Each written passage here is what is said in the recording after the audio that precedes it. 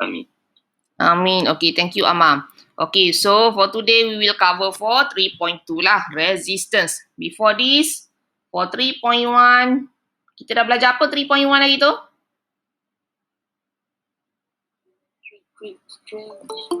Current and potential difference kan? Current and potential difference. Okay, so now for 3.2 resistance. What is the symbol for resistance? R, capital R, symbol for resistance. SI unit for resistance? Apa SI unitnya? Ohm, yes, good. If you still remember, it's good. Okay, ohm. So symbol dia lagu tu lah, symbol ohm. Okay, so there are two type of conductor. Either ohmic conductor or non-ohmic conductor. Okay, apa maksud dia ni? Ohmic conductor, non-ohmic conductor ni. Conductor that obey Ohm's law. Okay, so kalaulah conductor itu mematuhi Ohm's law, obey Ohm's law, keyword dia, so it is called ohmic conductor. Whereas, a conductor which does not obey, yang tidak mematuhi hukum Ohm ni, is called non-ohmic conductor. Okay? So, apa kata Ohm's law ni sebenarnya? Ohm's law ni kata, Ohm's law states that current is directly proportional with potential difference, provided that temperature and other physical quantity are constant. Okay, syarat dia kata dalam Ohm's law ni, current directly proportional dengan potential difference. Maka bila kita buat graf, kita dapat graf directly proportional lah. V against I ke I against V sekalipun akan dapat directly proportional. Starting from 0. Okay, dengan syarat lah. Temperature and other physical quantities are constant. Maksudnya kita tak ubah dia punya length, dia punya area, cross-section area, type of material tu kita constantkan pada waktu itu. So dia tidak mempengaruhi lah. Cuma kita nak manipulate sekarang, kita ubah-ubah current, tengok potential difference. So kita akan dapati dia directly proportional. So bila kita gunakan konduktor jenis ni, kita dapat graph V against I directly proportional. Maka kita kata dia ialah obey Ohm's law lah. So material tu kita kata ohmic conductor. Okay, kalau dia non-ohmic, dia tak jadi directly proportional. Graph dia menjadi curving. Curve, berbentuk curve. Tak directly proportional lah. Still, when I increase V, potential difference will increase. Tapi tidak secara directly proportional. Okay, so that one kita kata non-ohmic conductor. Okay, maka kita akan buat eksperimen ni. Okay, di makmal nanti. So, kita akan manipulatekan I. Responding dia ialah V. Yang lain-lain kita constantkan lah. Diameter, length. Okay, jenis dia constant wire kita guna kan. Contohlah constant wire ni. So, kita pun set up lah eksperimen ni. Okay, sebelum tu kita baca sikit info gallery ni. Maklumat ni berguna untuk kamu. So, dia kata dalam pengukuran thickness of the wire ni, kamu akan biasa jumpa dia tulis perkataan SWG. Okay, SWG tu actually stand for standard wire gauge. Maksudnya, dia mewakili diameter of the wire. The bigger the value of SWG, the smaller diameter. Lagi besar reading SWG ni, kalau contoh eksperimen ni kita guna SWG 24. Okay, bacaan dia 24. So, 24 tu menunjukkan, okay, kalau kita pelbagaikan, kita guna SWG 24, 26, 28 contohlah.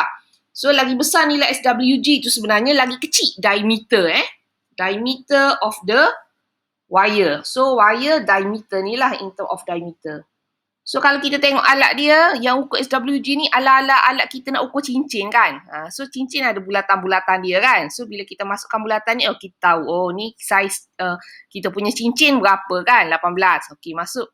Tak muat, okey, tukar. Saiz apa? 17. Gitulah dia punya alat ada lubang-lubang dan kita boleh tahu berapa SWG dia. Tu pengetahuan tambahan lah Okey, so bila kita set up eksperimen ni, wajiblah ada rheostat. Apa function rheostat?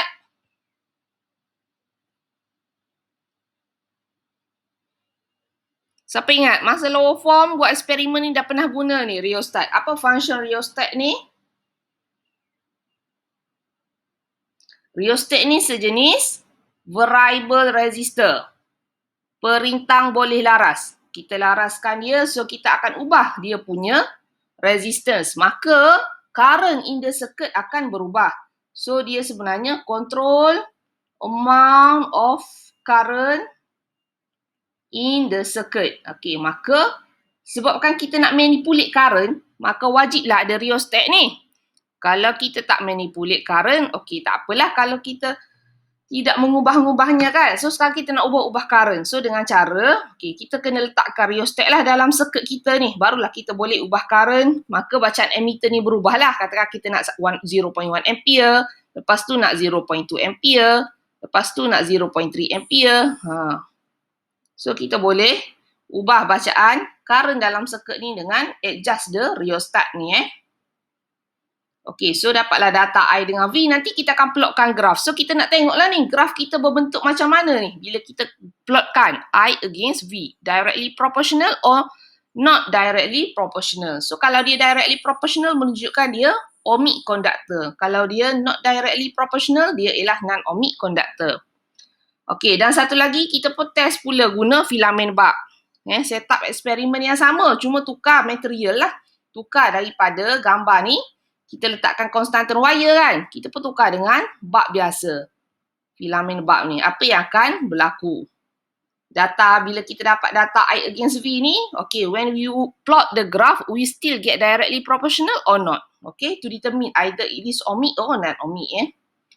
Okay, so sebenarnya, inilah, okay, data yang kita akan dapat lah. Dia punya graf dia begini Sebenarnya konstantan wire tadi ialah ohmic conductor. Kalau filament bulb tadi sebenarnya non-ohmic conductor. Maka bila kita plotkan graf, okey, kalau untuk konstantan wire since dia ohmic, dia obey Ohm's law lah, V directly proportional with I. Filament bulb since it is non-ohmic, maka kita dapat curving begini. Okey, bukannya directly proportional. So kita kata sekadar V increase with I increase, V will increase. Kalau untuk yang obey Ohm's law, ohmic conductor, so V directly proportional with I. Okey, dia kata rate of increase of voltage. Kadar peningkatan voltage ni lah. Meningkatnya voltage ni. Perubahan dia. Setiap perubahan ni constant kan? Okey, katakan setiap daripada 0.1 ke 0.2 naik sebanyak, voltagenya naik sebanyak 1, daripada 1 menjadi 2, naik 1. Okey, so di sini pun daripada contohlah 0.3 nak naik 0.4 ampere, naik sebanyak 1 juga. 3 jadi 4 gitu. So kita kata constant. Kalaulah graf V against I, okey, yang dapat untuk non-ohmic ini, dia meningkat. Perubahan dia tidak constant kan. Kalau kita buat tangent kan, cari dia punya gradient setiap part ni berubah-ubah. Semakin lama semakin meningkat. Perubahan V dia meningkat. So rate of increase of voltage increasing. Okay. Maka resistance dia, okay, since kita tahu V equal to IR. Yang tu datang daripada Ohm's law ni lah. Bila V directly proportional dengan I, kita jadikan dia mathematical equation V equal to KI. So V per I is a constant. So di mana constant tu ialah sebenarnya resistance. Okay, bacaan R. So dia graf yang linear. Maka gradient dia constant. Bila gradient constant, maka gradient dia mewakili bacaan resistance. So resistance ni pun constant. Kalau graf yang non-ohmic ni, since dia punya gradient dia increasing kan, semakin meningkat ni, landai semakin lama semakin cerun. So gradient increasing menunjukkan R dia pun semakin increases. Not constant lah. Okay, so semakin lama semakin meningkat nilai resistance dalam filament filament bulb tu. Kenapa begitu? Okay, ada explanation dia di sini sebenarnya dalam info gallery. Kenapa pada filament bulb tu kita kata dia tak constant dia punya resistance ni? Okay, so dia kata sini sebenarnya, the graph shows relationship. Okay, ni untuk filament bulb tadi. The bulb filament use tungsten coil. Okay, menggunakan jenis tungsten kan. Okay, the tungsten wire is actually ohmic conductor. Okey, tungsten wire sendiri sebenarnya ohmic conductor, tapi disebabkan dalam bab kan, kita gunakan tungsten coil, kita jadikan dia coil. Okey, lepas tu the current flowing through the coil increase, the temperature of the coil increase. Ada perubahan temperature di situ. Kan kita kata kalaulah dia ialah bulb kan, dia akan mengubahnya daripada electrical energy to light energy plus heat energy. Ada heat energy di situ, panas kan kalau kita sentuh bulb kan yang menyala lama-lama kan, because temperature of the coil increase. Okay, so at the same time resistance akan increase bila temperature increase ni. Okay, resistance dengan temperature dia akan meningkat dalam kes ni. So under this condition where the temperature cannot be kept constant, okay, so suhu kita tak boleh nak tetapkan, maka tungsten coil exhibit the non-ohmic characteristic. Sebab tu dia menunjukkan non-ohmic. So bila kita dapat data, when we plot the graph, we get the graph like this lah. V increases with I. Okay, do you understand until this part?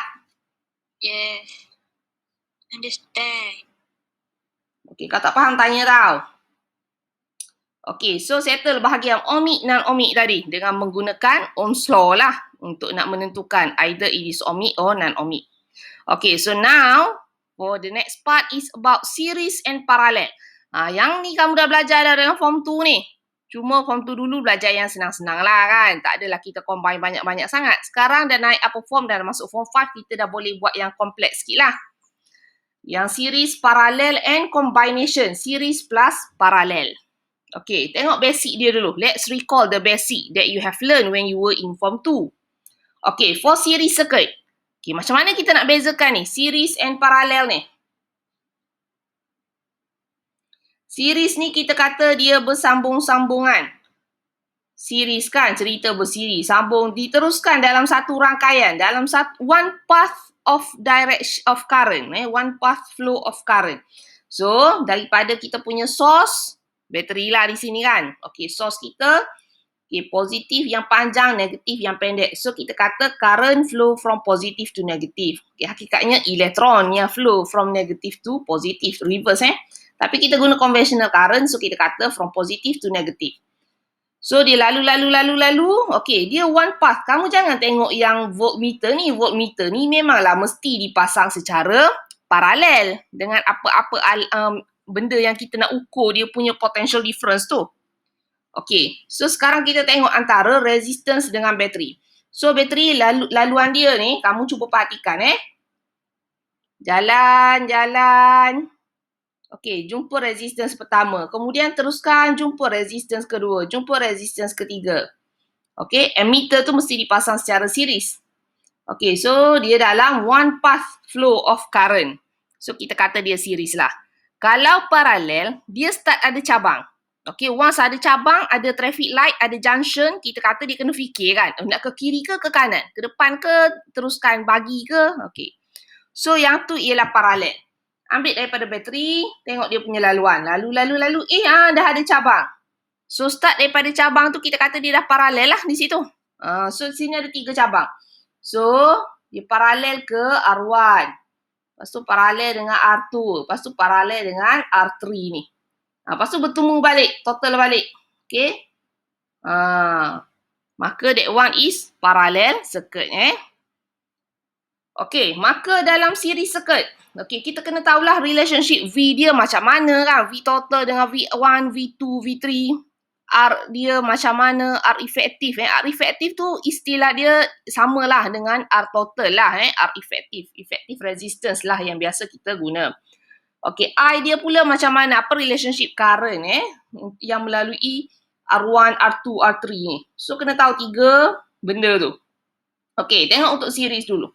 Since dia punya laluan di jalan yang sama, so current flow-nya sama. So, kita kata I yang lalu melalui R1 ni, I1 lah kita katakan. I1 equal to I2 equal to I3 equal to I total. Yang keluar daripada bateri ni kita kata I total. So ditulis I saja ni I total lah tu. I besar tu So I total equal. Okay, so kita kata dia semua sama. Dia jalan yang sama. One path of flow. So, I total equal to I1 equal to I2 equal to I3 kalau ada 3 resistance. Kalau ada 4 resistor di situ, okay, equal to I4. Ada 5 equal to I5 lagi, Okay, itu in term of I. In term of V pula. Okay, V total, kita kata V total ni V battery ni lah.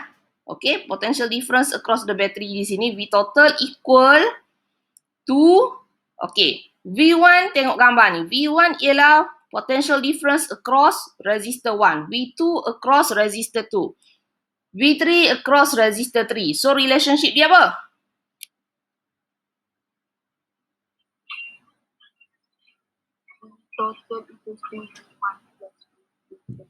Equal to V1 plus. Plus V2 plus V3. I tadi je yang equal Bila V, dia ialah sebenarnya hasil tambah. So, bila kita tambahkan V1 plus V2 plus V3, dapatlah V total. Okey, begitu juga dengan R sebenarnya. R efektif ataupun R total. R efektif is, okay, since V equal to IR, okay, so dia sama dengan, I semua sama, so V dengan R ni lah yang jadi sama. So, R1 plus R2 plus R3. Okay, so yang ni kamu kena familiarkan lah, kena sangat familiar. Okay, so kalau tahu dia series, okay, ni dia punya hubungan antara I dia, antara V dia, antara R dia. Okay, next parallel pula. So, parallel, okay, in term of I, okay, yang keluar daripada bateri ni kita kata I total. Lalu, start cabang, okay, dia membahagi. Tapi dia tidaklah membahagi 3 sama banyak. Dia akan bahagi 3 sama banyak sekiranya resistance-nya sama. Katakan semua resistor dia tu 1 ohm, 1 ohm, 1 ohm. Okey, bolehlah bagi 3 kan. Kalau tidak sama banyak, dia tidak membahagi 3 begitu. Kena cari setiap satu, asing-asing. Okey, tetapi yang pastinya setelah dia bergabung balik di belakang tu, I1, I2, I3 di junction hujung tu, dia kembali semula. Okey, yang di laluan saya buat warna merah tu ialah dia akan jadi I total balik. Bila dia berkumpul semula, yang selari dengan, yang bersambung dengan bateri ni semuanya I total. So kalau letak emitter di sebelah sana pun, bacaan emitter tu sama dengan bacaan emitter yang ini. Bacaan emitter ni sama dengan bacaan emitter yang ni, yang saya bulatkan tu. So semua tu ialah I total setelah keluar balik daripada cabang. So relationship-nya sebenarnya ialah I total equal to I1 plus I2 plus I2 plus I3. Kalau ada 4 plus I4. Ada 5 plus I5. Okay. Okay, so dia reverse lah dengan series. Biar boleh bezakan. Okay, V-nya pula, since dia ialah paralel, maka V total dia ni, yang paralel dengan bateri ni, V bateri ni, sebenarnya equal to V1, equal to V2, equal to V3. V dia sama. Okay. So, bacaan V ni akan jadi sama dengan bacaan V ni, sama dengan V ni, sama dengan V yang ni. Walaupun R dia lain-lain. Tapi V akan jadi sama sebab dia paralel. Okay, and then R pula. Okay, R dia unik sikit untuk paralel ni. 1 per R efektif equal to 1 per R1 plus 1 per R2 plus 1 per R3.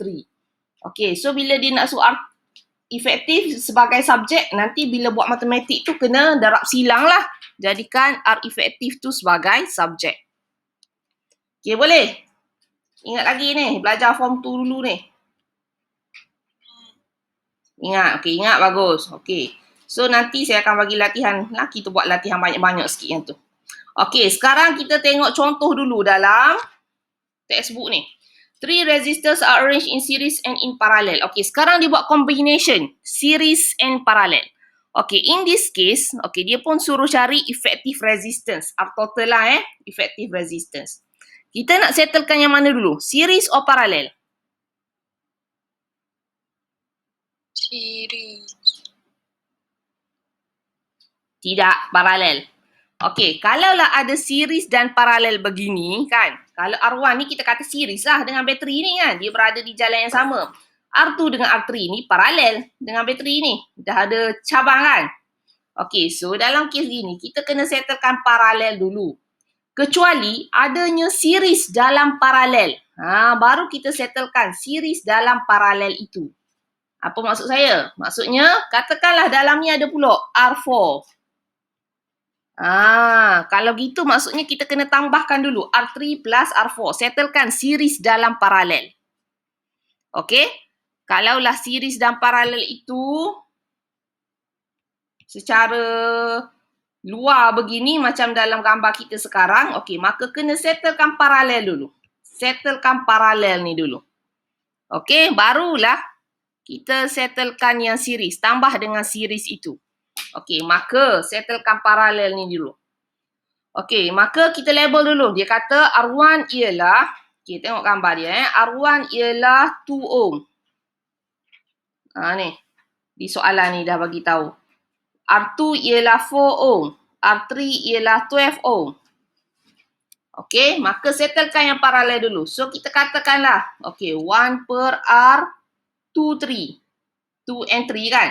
Equal to 1 per R2 plus 1 per R3.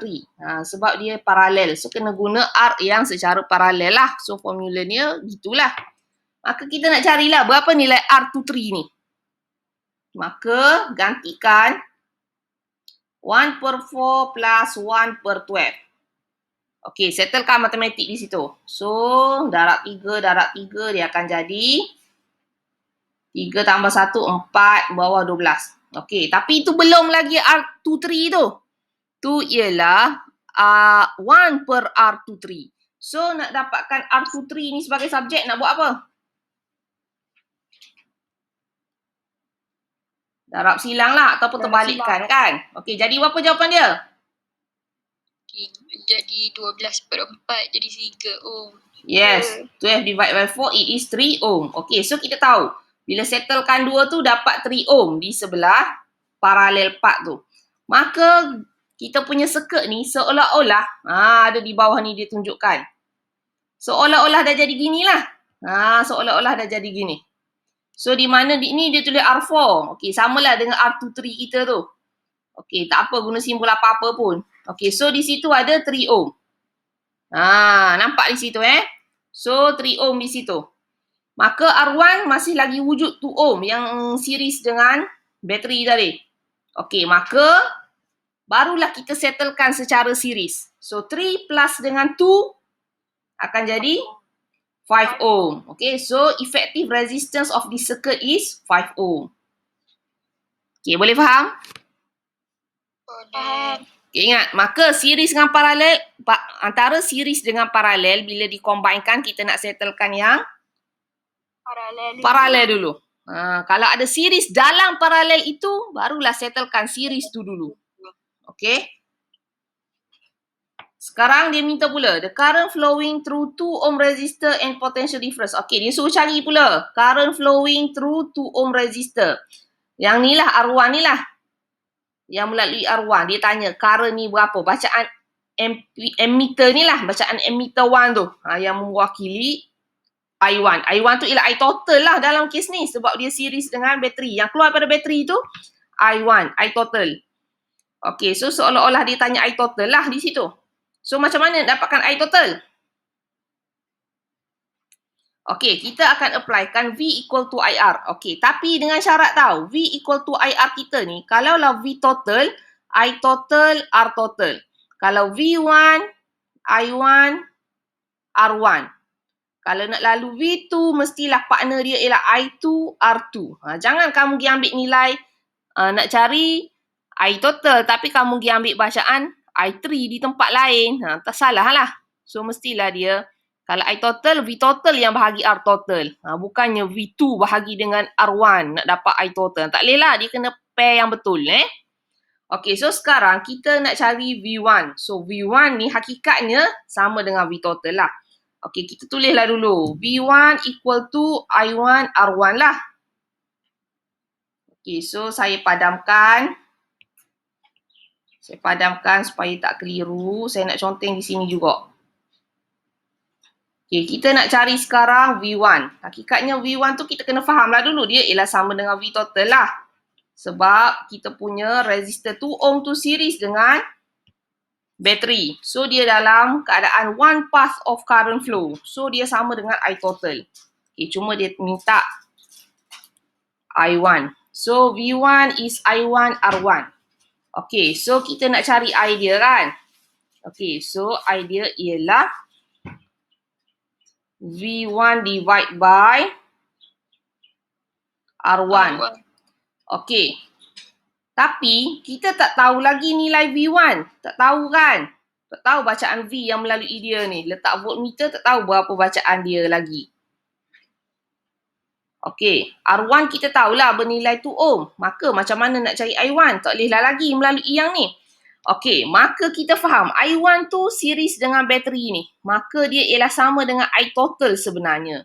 Jadi, cuba kita guna yang total untuk mencari maklumat ni. So, I total is V total, I total, R total. So, since sekarang, for this case, I total equal to I1. Okey, maka kita tahu V total, kita tahu V bateri ni. R total, kita dah kira tadi. Effective resistance ni lah. Okey. Maka kita boleh cari I total sebenarnya. So, I total, V total divide by R total. So, V total tu V bateri 6 volt. Divide by R total tadi kita kira berapa? Yes, 5 ohm. Maka 6 divide by 5 dapat berapa 6 divide by 5? 6 divide by 5, 1.2. 1.2. Yes, 1.2 ampere. Okey, makanya sebenarnya 1.2 ampere yang flow. Di mana 1.2 ampere ni? Okay, kita padam supaya kamu nampak. Okey, 1.2 ampere ni ialah I total. I total means I total means current yang bersambung dengan bateri. So yang saya buat laluan warna kuning ni semua ialah I total. Sebanyak 1.2 tu mengalir dalam laluan kuning tu. Okey. Dalam 1.2 ampere tu yang mengalir dalam circuit yang warna kuning semua tu. Okey. Maka kita dapat adalah jawapannya. Since resistance R1 tu berada dalam laluan warna kuning tu, maka I dia ialah 1.2 ampere. So itulah I total, itulah I1. Okay, understand?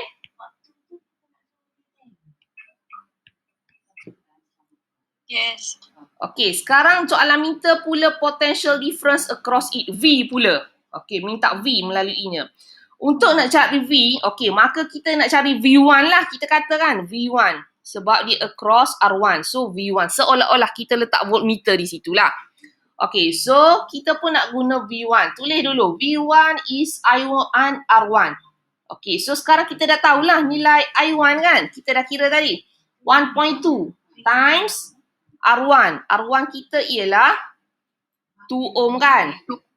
Yes, times 2 ohm. Maka apa jawapan dia di situ? 2.4 volt. Yes. Unitnya ialah volt. So 2.4 volt sebenarnya yang diterima oleh V1 ni. Okay, boleh faham? Boleh. Okay, sekarang C pula. Current flowing through 4 ohm and 12 ohm. Okay, yang melalui R2 dengan R3 dengan potential difference masing-masing. Okay, current yang melalui R2 dengan R3 ni hakikatnya, okay, kita tahu tadi yang laluan warna kuning ni semua 1.2 kan? Adakah kita boleh bahagi dua untuk mengetahui bacaan? Boleh. Kenapa tak boleh? Sebab dia tak sama dia tu. Yes, sebab atas ni sebenarnya berapa ohm? Atas tu 4 ohm. Bawah? 12 12 ohm. Yes, lain-lain. Maka tak boleh bagi dua. Kecuali lah dia punya resistance sama. Kalau atas 4 ohm, bawah 4 ohm, yes. Kita tahu benda tu boleh bagi dua dengan sama banyak. Current akan terbahagi dua sama banyak. So, since R dia berbeza, tak akan bahagi dua sama banyak Okay, so 1.2 ampere ni yang mengalir ni kan. Semua 1.2 ampere mengalir melalui kuning. Lepas tu dah ada cabang. Maka, okay, secara logiknya lah. Logical thinking kamu. Yang mana lagi besar? Current yang akan melalui I2 ni lagi besar ke? Current yang melalui I3 akan jadi lagi besar? yang I3. Mana current lagi besar? I2 ke I3? Itu. Okey, voltage dia. Okey, kalau voltage R2 dengan R3 ni, voltage dia, apa hubungan voltage dia? Kalau kita letakkan kan, voltmeter kan. Okey, V2 dengan V3. Apa relationship V2 dengan V3? Apa hubungan V2 dengan V3? Sama, yes, same. Sebab dia paralel, dua tu. So, V2 sama dengan V3. Tapi tak samalah dengan V1. Okey, tapi yang pastinya nilai V2 sama dengan V3. Okey, maka ingat V sama. Tapi R sekarang, R3 lagi besar pada R2. Maka, in term of I mana akan jadi lagi besar? I2. Yes, I2 lagi besar. Yang ni confirm lagi besar berbanding dengan I3. I2 mesti lagi besar daripada I3. Okey, sebab resistance rendah, current akan jadi tinggi. Sebab V equal to IR kan. So, V constant. I dengan R akan jadi inversely lah. So, di mana R tinggi, resistance tinggi. Resistance ni dia menghalang tau. Current nak lalu dia tak bagi. So, lagi tinggi resistance, lagi banyaklah halangan tu. Current sikit je lah boleh lalu. So, di mana R tinggi, I akan jadi rendah. R rendah, I akan jadi tinggi. So, logiknya, I2 mesti lagi tinggi pada I3. Okay. So, 1.2 tadi, okay, kita tahu I total. So, bacaan I3 dengan I2 ni, sebenarnya, dia ialah I1 equal to I2 plus I3 lah di sini. Tapi berapa nilai I2, berapa nilai I3, kita kena kira. Okay. Macam mana nak kiranya bacaan I2 dengan I3 ni?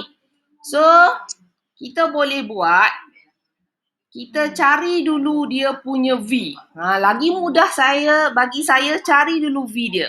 Sebab kita dah tahu V untuk V1.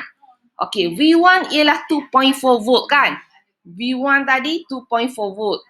Maka berapa bacaan V2 dengan V3 ni?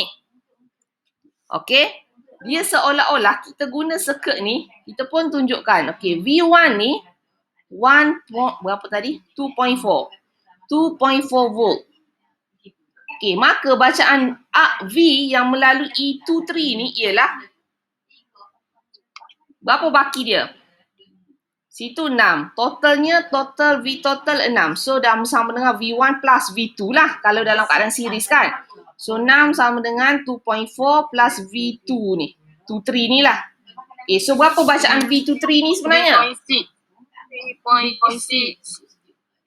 3.6. Okay, so sebenarnya 3.6 volt ni lah yang di-share sama, bukan di-share, betul lah, yang diterima sama. Yang diterima sama oleh R2 dengan R3 sebab dia paralel. Okay, so V2 ialah 3.6 volt, V3 pun 3.6 volt. So kita dah tahulah potential difference across R2 dengan R3, 3.6, 3.6. Okay, maka kita nak cari I pula sekarang. Maka kita gunalah V equal to IR ni. Okay, so untuk yang pertama, untuk R2 kita guna V2 lah. I2 R2. So kita dah tahu nilai V2. Nilai V2 kita ialah 3.6 kan. Okay, kita nak cari I2. R kita ialah 4. Okay, berapa bacaan I2 tu? 0.9 ampere. Okay, kita cari yang 3 pula. Mestilah partner dia V3 I3 R3. So, V3 sama dengan V2, 3.6 juga. I3 kita nak cari. R3 ialah 12. Okay, dapat berapa I3 tu? 0.3 ampere. Okay, cek jawapan. Betul tak? I2 mesti lagi besar daripada I3 kita kata tadi. Yes, betul. 0.9 kan? Manakala I3 0.3. Okay, bila kita tambah balik, I2 plus I3 dapat berapa? Dapat 1.2. Terbukti tak? Dapat semula 1.2 bila kita tambahkan semula I2 dengan I3 ni. So 1.2 tu ialah yang total tadi. I total yang mengalir dalam laluan warna kuning ni. Terbuktilah. I total ialah 1.2. Hasil tambah balik lah yang mana paralel ni. Alright. Dia senang je sebenarnya senang je. Tak susah pun. Asalkan kamu dalam otak kamu dah cair dengan series paralel tadi. Kalau series apa yang sama, apa yang kena tambah. Paralel apa sama, apa tambah. So bila dapat circuit yang dia combine, series and paralel, okay. Kalau dia minta effective resistance, cari dulu, settlekan paralel. Kalau ada series dalam paralel, settlekan series itu dulu. So bila nak cari benda-benda lain, kaitkan V equal to IR. Kalau V total, I total, R total. V1, I1, R1. So check setiap satu tu. Okay? Okay, yang ni kamu kena banyakkan buat latihan, kamu akan nampak lah ia mudah je sebenarnya. Okay, example tu cubalah buat sendiri. Okay, cuma kita nampak nak suruh kamu nampak terus nampak. Bila dapat circuit je terus dapat idea nak settlekan yang mana dulu. Okay, kalau soalan ni dia tanya calculate the effective resistance kan. Okay, ada series, ada paralel. Nak settlekan yang mana dulu mula-mula?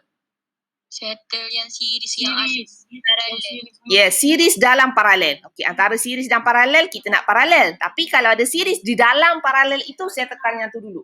So maknanya settlekan yang tu dululah series dalam paralel. So tambah 2 tu jadi 4 kan series.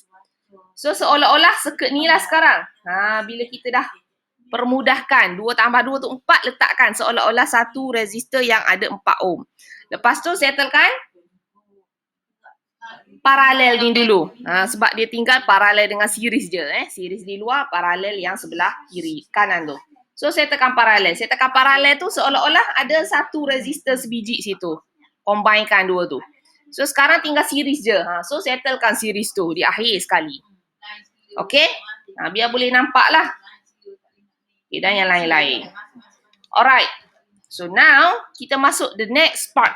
Okay, next part is the factor that affect the resistance of the wire. Okay, so you must to know what are the factors that affect the resistance of the wire. Apakah faktor-faktor yang mempengaruhi rintangan tu? Okay, so di sini dia bagi tahu the factors that affect the resistance of the wire are length of the wire. Okay, length, cross sectional area, kedua, dan ketiga ialah resistivity of the wire, rho. Okay, dia guna simbol rho, tapi kamu jangan ingat rho ni ialah rho density. Sebelum ni kamu dah belajar density kan guna simbol rho. But, okay, for topik electricity, rho ni ialah resistivity. Kalau kamu jumpa rho dalam bab elektrik, dia bukan density. Dia ialah resistivity. In Malay, we call it kerintangan. Kerintangan. So, ada 3 faktor ni lah. L, A dengan rho. That affects the resistance of the wire. So ada setiap eksperimen dia lah untuk nak check length kan, kita manipulatekan length. Lepas tu kita pun carilah V dengan I nak dapatkan R. Okay, so inilah tujuan kita nak tahu resistance. Apa yang berlaku pada resistance when the length increase. Okay, so R akan increase ke decrease. Lepas tu eksperimen ni dia letakkan konstantan wire tapi kita manipulatekan dia punya area. So SWG yang berbeza-beza lah. Nak menunjukkan diameter berbeza. Okay. And then okay, dia pun tunjukkan data ni. Sebenarnya kita akan dapat data ni untuk R against L. Faktor pertama tadi kan, length of the wire. Actually, R is directly proportional with length. Okay, dengan syarat yang lain-lain kita constantkan lah di sini. So, length increase, resistance increase. Kalau kita guna wire yang panjang-panjang tu, hakikatnya rintangan pun jadi besar sepanjang wire tu. Okay, eksperimen kedua tadi pasal area. So, sebenarnya apa relationship resistance dengan area tu? Inversely proportional. Yes, inversely proportional. Berkadar songsang. Bila lagi besar area, maksudnya kalau kita guna wire lagi tebal, wire yang lagi tebal kan, areanya besar, maka resistance-nya lower. A besar, R lower. Kalau kita guna wire yang halus tu, resistance-nya sebenarnya lagi tinggi. Area smaller, resistance is higher sebenarnya. Lagi susah elektron nak lalu sebab dia tersekat-sekat dalam jalan yang sempit. Kau bayangkanlah terowong yang sempit nak lalu kan. So elektron nak lalu beramai-ramai ni tersekat-sekat lah. Berbanding dengan terowong yang luas, dia ada banyak laluan. Okey, kalau kena blok bahagian bawah, bahagian atas boleh lalu lagi. Gitulah seolah-olahnya. Okay, so inversely proportional. Resistance is inversely proportional with area, cross-sectional area of the wire. Maka bila buat R against 1 per A, baru dia jadi directly proportional. R is inversely proportional dengan A. Tapi dia directly proportional dengan 1 per A. Okay, last factor is resistivity, kerintangan. Setiap material ada dia punya resistivity masing-masing. Okay, so what is resistivity? It is the measure of conductor's ability to oppose the flow of the electric current. Kebolehan konduktor tu untuk oppose ni apa? Oppose, melawan, menentang the flow of electric current. Okay, so kalau material yang sama, so resistivity-nya samalah. Kalau different material, different lah resistivity dia. Okay, they use the unit of the resistivity ialah ohm meter. Okay, dalam 1 meter tu berapa ohm resistance dia sebenarnya. Okay, the value of resistivity depends on the temperature and nature of the conductor material. Nature ni sifat semula jadi bahan tu lah. Dan juga suhu dia. So, tu terkandung dalam kita kata resistivity dia. So, kalau dia resistivity berbeza, kalau dia different material lah. Okay, so maka apa conclusionnya? Conclusionnya, okay, ada satu equation sebenarnya yang mengaitkan okay, resistance dengan dia punya faktor-faktor tadi ni, 3 tadi.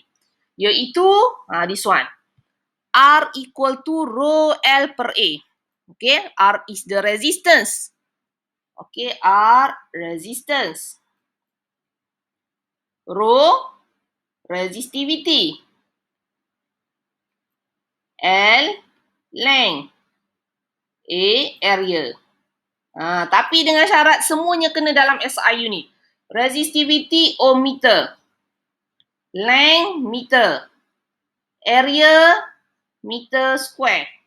Maka bila kita cancel out unit-unit dia ni, meter dengan meter, meter square kan. Meter square per meter square, habis lah. So tinggallah unit ohm sahaja. Betul lah, resistance lah tu. Ohm kan, unit ohm. Okay, so daripada equation ni pun kita dah boleh tahu relationship-nya sebenarnya. Kalau rho dengan L, the higher the rho, rho dengan R, the higher the rho, higher resistivity, so the higher the resistance. Kalau L dengan R pun directly proportional. So L higher, R higher. R dengan A, inversely proportional kan. Satu atas, satu bawah. So A higher, R lower. So kena ingatlah formula ni. R equal to rho L per A. Okay? Okay. Okay, so dia bagilah a few example lah. Okay, heating element, dia kata the heating plate dalam cooker ni, memasak nasi kan. The heating plate acts as heating element. So conductor material has high resistivity, melting point and is durable lah. Tahan lah kan. So kalau lah dia conductor, dia nak mengalihkan elektrik, so dia sebenarnya menghasilkan haba juga pada masa yang sama ni, high resistivity, okay, dan melting pointnya kena higher dan dia durable. Kalau nak jadikan connecting wire, copper wire lah yang paling famous sebenarnya tau sebagai connecting wire ni, sebab dia ialah good conductor. Kenapa dia good conductor? Sebab dia low resistivity. So dia punya nak melawan elektron lalu tu rendah kan, low resistivity. So prevent the wire from heating up too quickly when current flow through it. Kalau high resistivity menyebabkan temperature dia pun jadi high. So dia akan produce heat lah. So tak bagus lah kalau nak jadikan connecting wire ni kan. Okay, different conductor have different resistivity. Okay. Sekarang kita kena kenal pula sedikit sebanyak istilah mengenai conductor, non-conductor, semiconductor and superconductor. Okay. Apa maksud non-conductor? Non-conductor ni insulator lah. Yang tidak boleh mengalirkan elektrik. So kita panggil dia insulator. So good insulator ada highest resistivity lah. tidak membenarkan elektron lalu. Example, plastik, wood. Okey, semiconductor ni sebenarnya ada topik lain, satu topik khas, satu subtopik dalam bab mana tu? Semiconductor, bab elektronik. Okey, yang tu belajar lagi detail. Ni sekadar kamu tahu dululah sedikit. Okey. Okey, semiconductor, semi itu pun dah mewakili maksud separuh kan? Separuh konduktor. So, dia sebenarnya bahan yang menunjukkan sifat konduktor separuh, sifat insulator separuh. Gitu. So, dia akan jadi good conductor. But as good as... So, dia kata material that conduct electric better than insulator but not as good as conductor. Ada ketika kita boleh mengubahnya, kita boleh buat proses doping yang untuk menjadikan dia conductor. Pada suhu bilik biasa, dia insulator. Adalah dia punya situation dan dia punya proses, doping proses untuk nak jadikan dia conductor. Yang lagi baguslah. Okay, has resistivity between non-conductor and conductor. Dia duduk tengah-tengah lah sebab dia boleh menunjukkan dua-dua sifat. Bila dia cukup tenaga dia akan jadi conductor. Ketika mana keadaan biasa dia insulator. Contohnya silikon, germanium. So benda ni banyak dalam electronic device lah. Okay, digunakan untuk buat IC ni, silikon chip. So ada silikon, ada germanium. Dia punya bahan asas. So dia akan dopkan dengan bahan-bahan lain untuk meningkatkan resistivity dia. Meningkatkan kebolehan dia untuk membenarkan elektron lalu lah. So yang tu dalam elektronik nanti lagi detail. Okay, and conductor. Conductor ni yang akan belajar sekarang lah. Bahan-bahan conductor yang membenarkan elektrik lalu. Current lalu. Okay, next superconductor. Super ni sangat hebat lah kan. Superman. Okay, superconductor. Macam mana kita kata bahan ni superconductor? It is material that conducts electricity without any resistance. Ketika itu resistance-nya zero. Tapi current-nya wujud. Macam mana tu? Zero resistivity at critical temperature. Tapi bahan ni dia akan menjadi superconductor pada satu suhu yang kita kenali sebagai critical temperature. Suhu genting. Di mana kalau suhu biasa dia tak jadi superconductor. Kemudian kita pun letakkan dia dalam satu liquid yang bersuhu sangat rendah biasanya.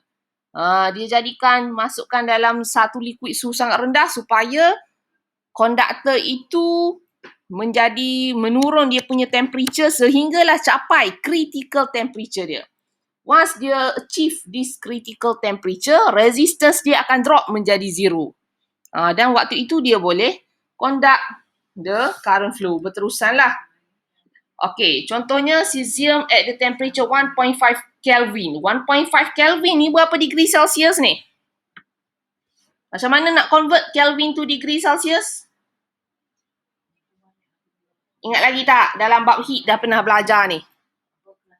How to convert from Kelvin to degree Celsius? Plus ke minus? Minus 273. Minus 273. So 1.5 minus 273 dapat berapa tu?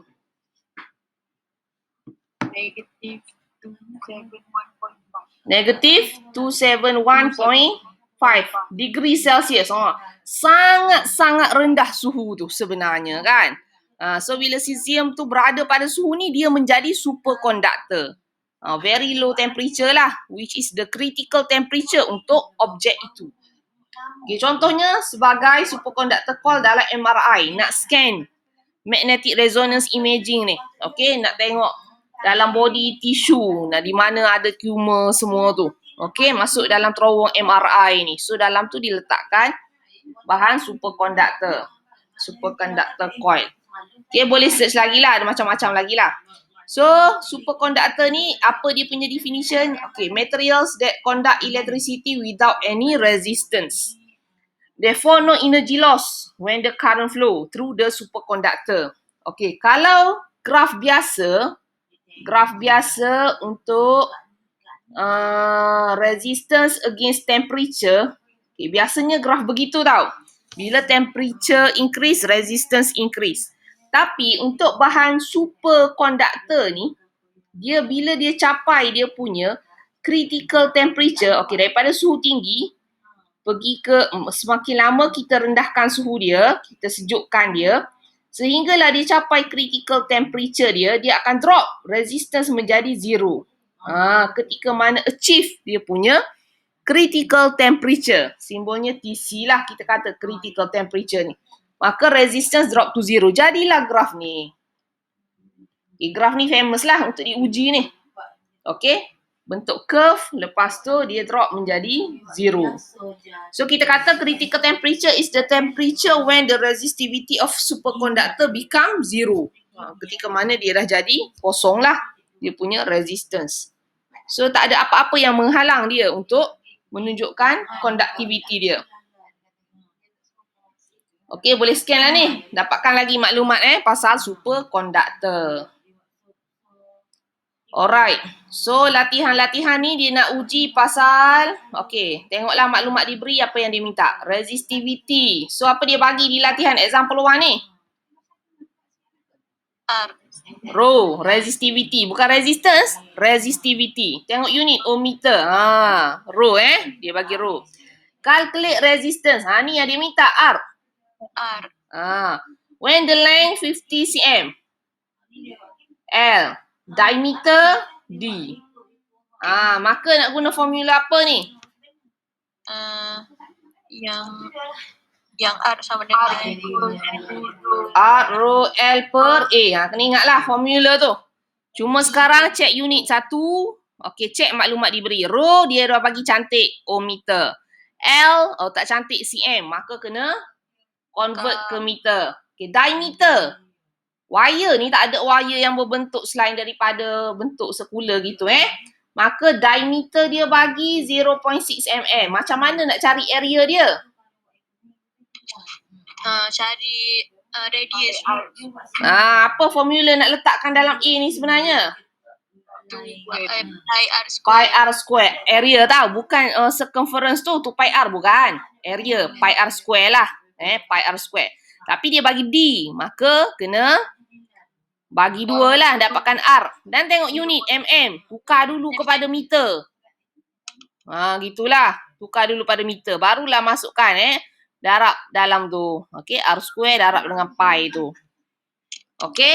So ideanya begitulah. Cubalah jawab. Dapat sama tak jawapan dengan textbook ni? Okey, example tu pula. Tengok. Azwan is an electrical wiring conductor. Okay, he found a coil a coil of a pure copper with the length, okay, bagi length, radius, dia bagi R, has resistance, R, capital R. What is resistivity? Dia minta rho. Soalan minta rho. So, still kita guna formula R rho L per A lah. R rho L per A. Tapi soalan minta rho. So tukar tempat duduk lah. Jadikan rho subjek. So rho R A pindah ke sana. Bahagi L pindah ke sana. Bahagian. Darab bahagi. Okay. So area sekarang dia bagi radius. So ingat area sekarang bukannya radius. Pi R square. So tukarlah area tu jadi pi R square. Dan ingat R tu mesti dalam meter lah. Mesti SI unit meter. So tukar dulu dalam meter. Okay, that's why 0.5 times 10 power of negative 3 ni. Mili tu, buka mili tu supaya tinggal meter sahaja. Lepas tu squarekan dia. Times dengan pi, times dengan R, divide by length. Maka dapatlah resistivity. SI unit lah akan keluar ohmmeter. Okay, understand for this one? Yes. Okay, so last one, formative practice. Okay, list the factors that affect the resistance of the wire. Ada berapa? 3. Apakah itu? Length of wire. Lagi? Sectional of wire. Resistivity of wire. Yes, 3 tu lah. Tulislah dia punya nama panjang dia. Saya tulis simbol je tu. Okay, number 2. Calculate the total resistance of coil copper wire with the length 50 meter. Okay, soalan minta R. Total resistance. Dia bagi? Length. Dia bagi? A. Cuma unit tu tengok baik-baik Dia bagi? Rho. Temperature tu tak guna pun dalam formula sebenarnya. Okay, so kita pun nak buat lah. Okay, R equal to rho L per A. Okay, maka kita tengok rho dia dah bagi cantik 1.72 times 10 power of negative 8. Okay, unit dah cantik. Times dengan L. Okay, unit dah cantik. Meter. Area sekarang. Okay, 2.5 millimeter square. How to convert to meter square? Bagi 1000. Ya, kau bagi 1000. 2.5 millimeter square. Macam mana nak convert ke meter square area ni? Okay, millimeter square ni maksudnya milimeter darab dengan milimeter tau. Okay, so mili tu sendiri kena di square kan. Cara mudahnya, maka 2.5 times dengan mili tu kena square. Darab dengan meter square. Meter square ni unit. So tak boleh nak diubah. Okay, mili ni prefix. So itulah yang ada nilai yang kita kena buka. Maka 2.5 mili ialah 10 kuasa berapa? Desi sentimili. Negatif 3 kan? Okay, yang tu kena square kan? Belakang tu dapatlah meter square. So kena settlekan yang tu dulu. So dia sebenarnya 2.5 times 10 power of negative 3 times 2. Negative 6. Meter square. So gantilah area di situ. 2.5 times 10 power of negative 6. Dah dapatlah dalam unit meter square sekarang. Okay, understand? Yes. So tekan calculator, kiralah dapat berapa akhirnya. Dapat. Dapat berapa? 0.34. 0.344. Betul? Okay, make sure bracket lepas bahagi tu dalam calculator, bracketkan semua tu. Kawan-kawan dapat sama tak nilai tu? Dapat sama. Sama Okay, apa unit dia tu? Ohm sebab resistor sekarang Okay, so cuba tekan calculator lah. So make sure dapat jawapan yang tepat lah. Tekan calculator dengan betul darab. Lepas tu per apa yang di bawah tu bracketkan siap-siap. Sebab ada 10 kuasa negatif lagi tu. Bahaya kalau tak bracket tu dia akan jadi salah. Okay, so that's all for today. So I will leave you with the tutorial 3.2 lah for today pastikan cuba siapkan. Sebelum kita masuk subtopik baru nanti gemilang hari